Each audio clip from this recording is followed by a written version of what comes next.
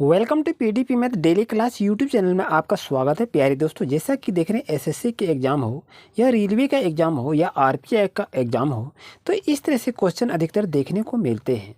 Question क्या दिया है, 2/5 plus 6/7 plus 3/10 plus x equal to 9 है, तो एक्स का मान ज्ञात करें। तो दोस्तों इसको बनाएंगे कैसे, चलिए इसको ध्यान से इसको देखते हैं। जैसा कि देखें यहाँ पर ये क्या है, आपका फ्रैक्शन में डाल दिया गया है। तो यहाँ पर सर्वप्रथम करना क्या है, 5, 7 और 10, 5, 7 और 10 का क्या करेंगे, आप एलसीएम को लेंगे। 5, 7, 10 का एलसीएम आपका कितना हो जाएगा, तो 70 हो जाएगा। और यहाँ पर करना क्या है, ध्यान दीजिए।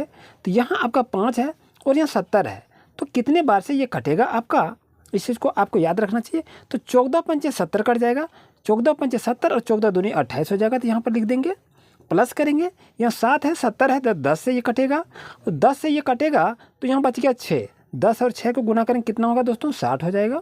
फिर यहाँ पर प्लस को लिखेंगे, 10 में 70 से यदि डिवाइड करेंगे तो कितने बार कटेगा, 7 बार में कटेगा। 10 7 70, 7 हो गया और 3 हो गया, तो उसको क्या करेंगे, गुना करेंगे। 7 कितना होगा, 21 होगा दोस्तों।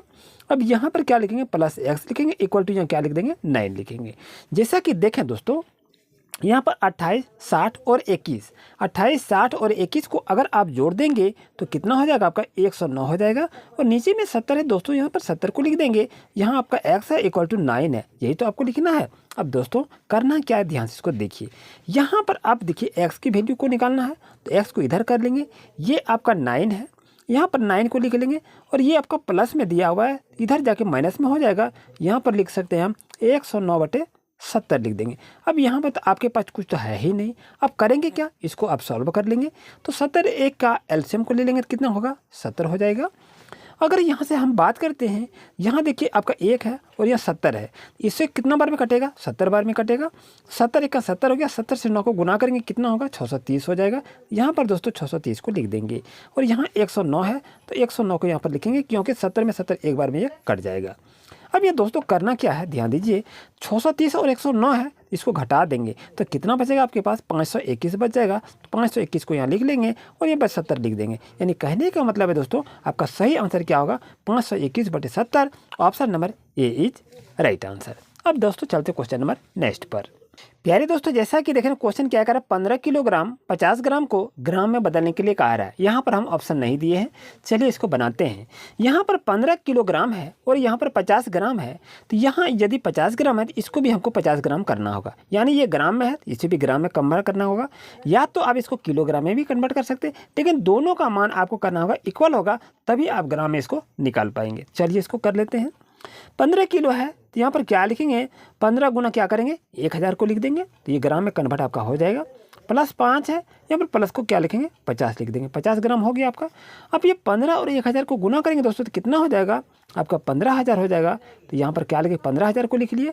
अब ये प्लस है 50, तो 50 को हमने लिख दिया। दोस्तों अब करना क्या है, इसको आपको जोड़ लेना है। जोड़ने के बाद आप क्या करेंगे, कैसे इसको कन्वर्ट करेंगे, ये भी आपको देखना चाहिए।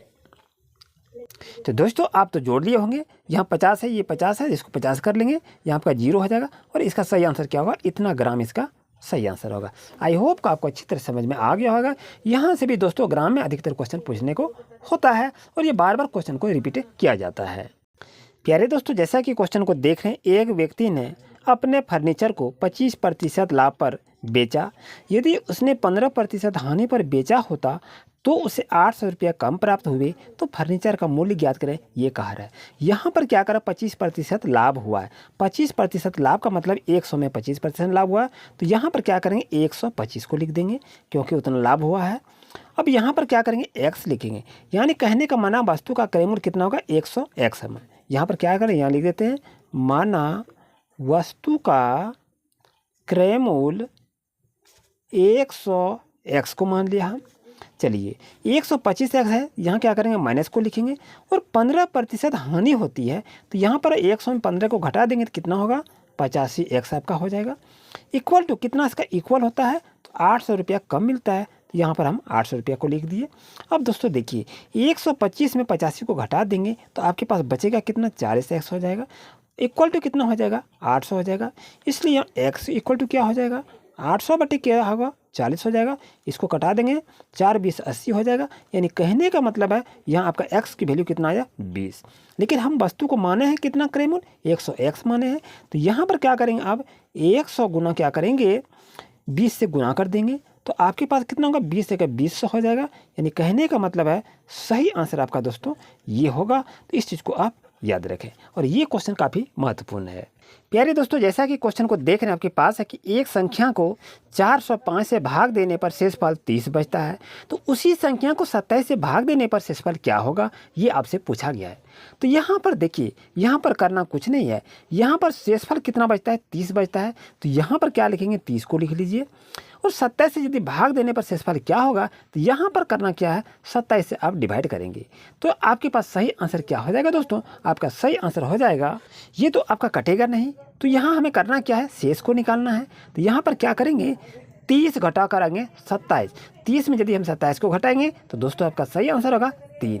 यानी अगर ऐसा क्वेश्चन दिया रहे इसको आपस में क्या करना है घटा देना है। इसको डिवाइड में कभी नहीं लाना है, इस प्रोसेस में कभी नहीं लाना है। आपको करना क्या है घटा देना है, तो आपके पास सही आंसर आ जाएगा। आई होप कि आपको अच्छी तरह समझ में आ गया होगा दोस्तों। इसी तरह से क्लास लेने के लिए अभी चैनल को सब्सक्राइब करें। Thank you.